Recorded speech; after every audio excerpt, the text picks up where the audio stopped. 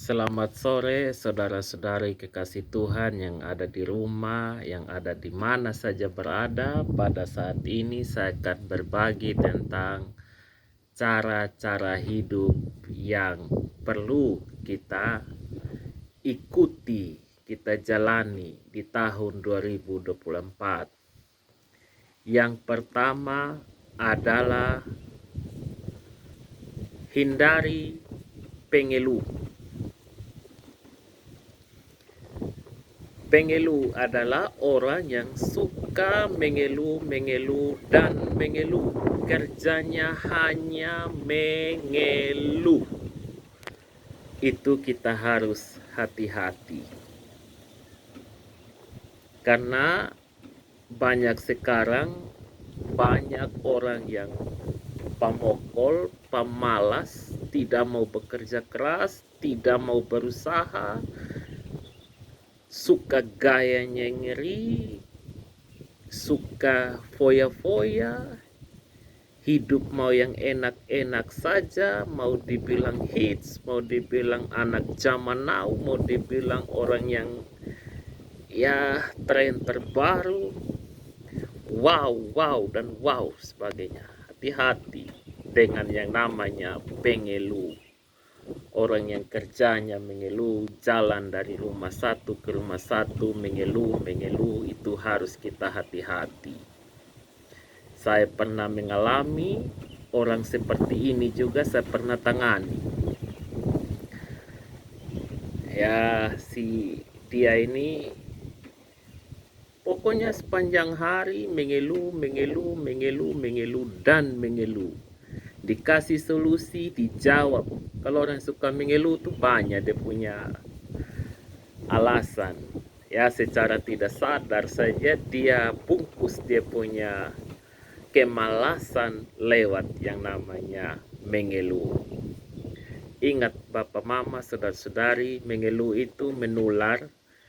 Mengeluh itu juga penyakit sosial yang bisa menyebabkan imun tubuh kita berkurang, yang menyebabkan kita cemas, yang menyebabkan kita tidak produktif ketika kita mendengar orang yang mengeluh. Contohnya, pagi-pagi kita sesudah bangun pagi datang orang ke rumah kita, dia mengeluh.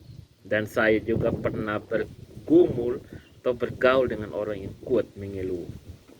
Ya, ujung-ujungnya juga kita juga jadi ikut malas juga. Kita ikut mempersalahkan orang lain. Karena orang yang mengeluh itu suka juga provokasi orang lain, suka menyalahkan keadaan, suka menyalahkan lingkungan, suka menyalahkan sesama, suka menyalahkan diri sendirinya. Dan orang-orang seperti ini kerjanya hanya mengeluh. Kita harus hati-hati sebagai orang Kristen, orang yang percaya kepada Tuhan. Stop mengeluh-mengeluh, cari jalan keluarnya dan datang kepada Tuhan yang merupakan sumber kehidupan. Jalannya adalah satu saja, bersyukur. Yang kedua, hati-hati dengan orang yang suka pakai identitas orang lain. Dalam hal ini suka pakai nama. Ya, tidak jauh berbeda juga dengan yang pertama. Dia datang ke rumah kita mengeluh, tidak ada makan, tidak ada ini, tidak ada itu, menyalahkan keadaan lingkungan sekitar, orang tidak baik dengan dia salahkan, keluarga dia salahkan, diri sendiri dia salahkan, kenapa saya begini, kenapa saya begitu. Ya, ketika kita mulai berbaur dengan orang-orang seperti itu, tanpa kau sadari, kita jawab. Yang pertama, kita kasih hati. Dia mengeluh, kita kasih dia hati-hati. Lama-lama kau akan diperbudak.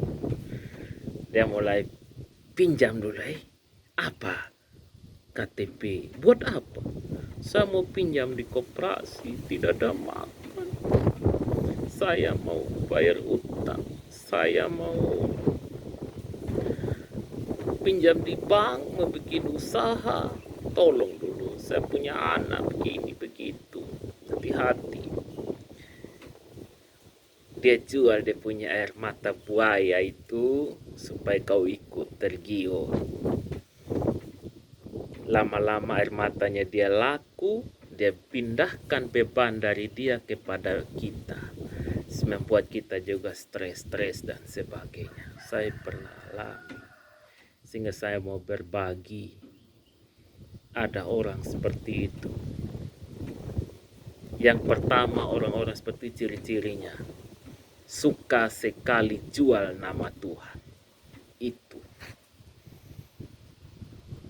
sedikit-sedikit dia bilang haleluya, puji Tuhan. Sedikit-sedikit dia bilang percaya sama Tuhan. Sedikit-sedikit dia bilang ya saya berani bersumpah. Hai sumpah, dia jual sudah nama Tuhan. Demi dia punya perut, dia jual nama Tuhan.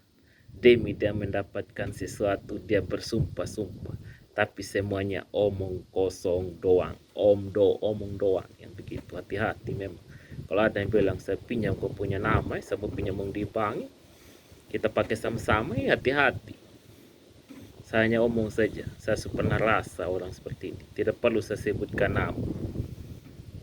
Karena orang seperti ini itu dia jual, dia punya mengelu. Ya dia punya gaya hidup ngeri. Dia suka sedikit-sedikit sebut nama Tuhan ya. Karena memang dia mau cari makan. Karena ketika dia pertaruhkan nama Tuhan, perutnya dia kenyang. Hati-hati pada zaman sekarang ini. Yang ketiga adalah jual nama Tuhan. Ya itu tidak jauh berbeda dengan yang pertama dan kedua. Itu modus-modus zaman sekarang. Sedikit-sedikit sumpah, sedikit-sedikit sumpah, sedikit-sedikit sumpah. Itu mengkosong banyak yang gitu. Jangan percaya. Sekarang banyak orang itu serigala berbulu domba, itu seperti itu. Dia datang, dia mengelu, kau percaya dia punya mengelu, kau sendiri menderita. Sebenarnya kita ini berhak menikmati kebahagiaan. Pada waktu dia berhutang, pada waktu dia foya-foya, dia tidak libatkan Tuhan. Tapi giliran dia jual nama Tuhan untuk tutupi dia punya pengeluhan. Hati-hati dengan orang seperti itu. Modus kejahatan semakin banyak. Yang keempat, hati-hati dengan orang yang omong besar. Bapak mama, saudara-saudari kekasih Tuhan, ya pada zaman sekarang ini banyak orang yang omong besar. Pani nama jangga pikar lolo kabonye ke pohoy kan hadaun. Hati-hati. Dia bilang saya mampu begini begitu. Saya punya kemampuan. Kalau bukan saya, dia tidak mungkin. Itu hati-hati tuh.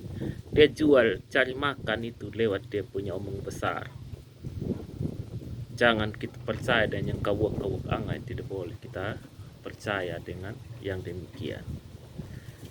Terus lagi yang kelima yang perlu kita hati-hati adalah orang yang mager, malas bergerak. Ya tidak jauh lagi zaman sekarang.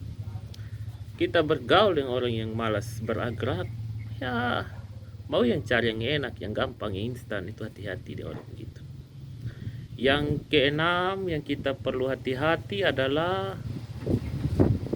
dengan orang tukang gosip. Karena tukang gosip ini sendiri dia tidak kreatif.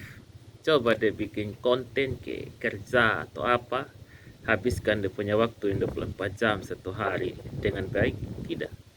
Tapi dia orang-orang begini hanya dia jalan dari rumah ke rumah, gosip saja kerjanya.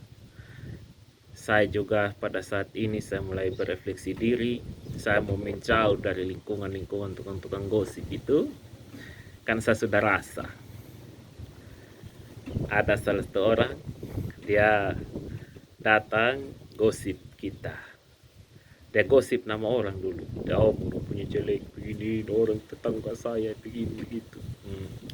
Iya. Setiap hari dia gosip. Lama-lama dia juga gosip. Saya dengar orang ada gosip nama kita lagi. Itu hati-hati.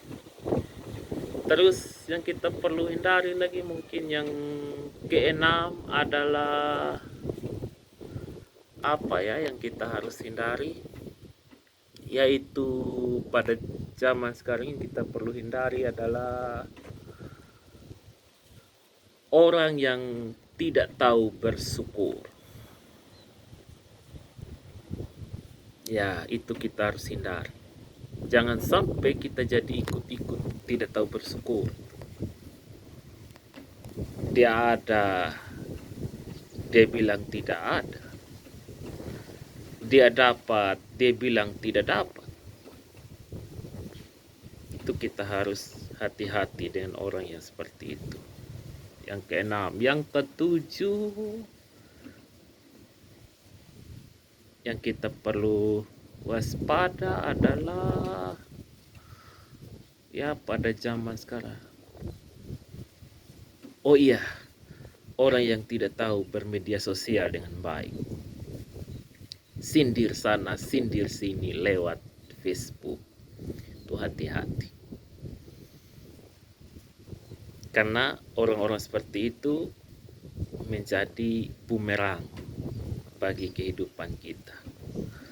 Menjadi sesuatu hal yang tidak baik. Jadi itu dulu beberapa hal yang saya berbagi.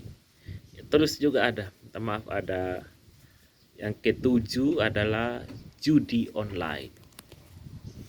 Kita harus berhati-hati dengan yang namanya judi online. Dulu terkenal istilah togel. Terus mulai lagi dia mencuat namanya trading. Ya, tapi ujung-ujungnya juga semuanya adalah judi. Pasang 5.000 dapat sekian. Ya, pertama kita main dapat betul. Karena dia mau cari, kita punya minat mau cari dapat. Tapi seterusnya kalah. Menang, coba kita logika saja. Ketika kita kalah, uang yang kita miliki habis. Dia menghilangkan damai sejahtera kita. Namun ketika kita menang, kita juga membuat orang lain menderita.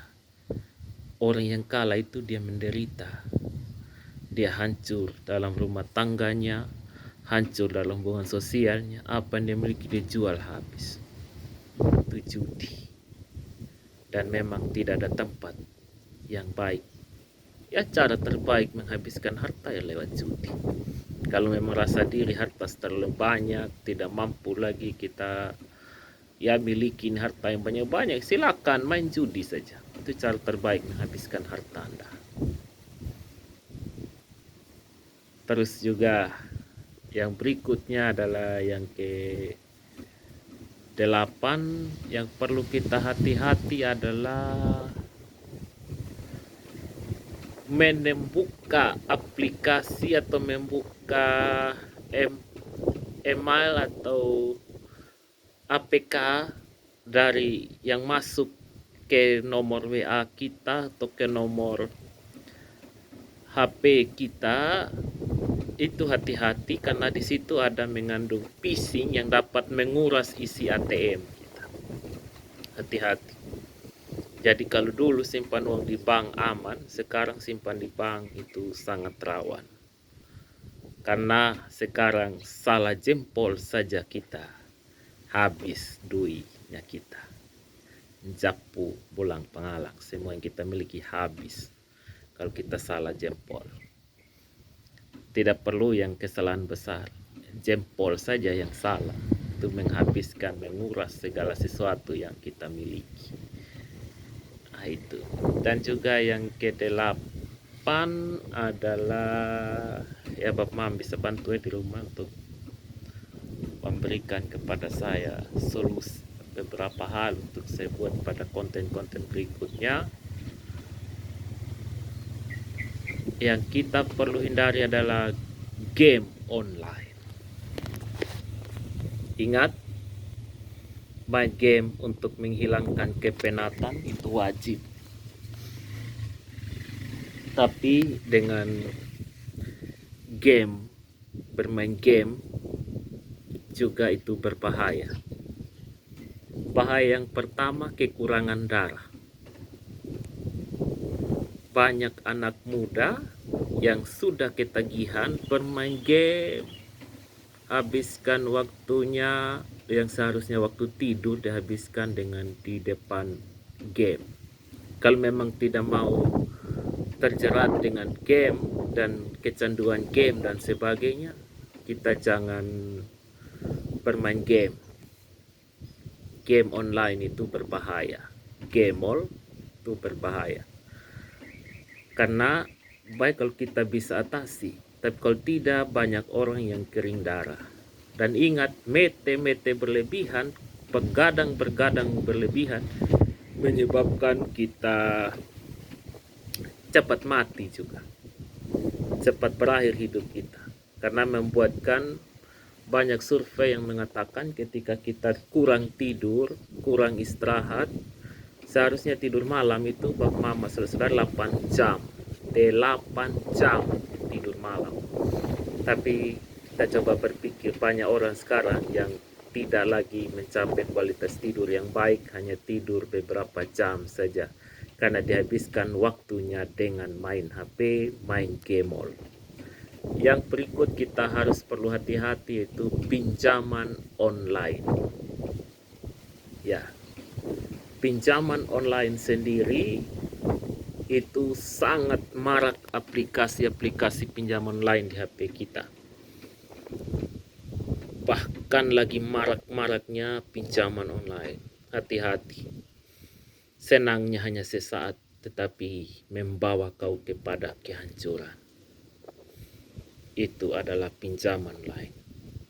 Ada salah satu orang di Jawa sana, dia pinjam uang 500.000 untuk beli susu buat anak. Tapi bunga berbunga yang berakhirnya sampai ratusan juta, yang menyebabkan karena semakin diteror terus, setiap hari ditagih, diteror, diancam, ditagih, teror, diancam seterusnya, menyebabkan dia ambil jalan pintas dan gantung diri. Itu juga yang paling berbahaya, itu pinjaman online. Jangan kita gampang-gampang percaya, ikut-ikutan yang hal-hal yang tidak mengandung hal-hal yang positif seperti itu. Yang berikutnya adalah terlalu mengikuti kehidupan artis-artis terkenal. Artinya boleh kita ikut ini channel-channel Instagram dari artis-artis terkenal dengan berbagai penghasilannya, tapi jangan sampai kita hanya tidur-tidur saja, kita tidak bekerja, kita sibuk dengan HP kita scroll-scroll TikTok dan sebagainya. Itu hati-hati. Kalau kita untuk mengisi capaian boleh. Kayak saya ini, saya baru kerja yang banyak, saya bikin beden ya, tapi diisi ke sela-sela saya, yaitu dengan main TikTok dan berbuat channel YouTube. Jadi kalau seperlunya saja, jangan kita terlalu berlebihan mengaplikasikan HP kita, karena banyak hal yang bisa menjerat kita. Yang berikutnya itu pornografi, film-film BF atau yang terkenal dengan bokep dan sebagainya, itu kita hati-hati.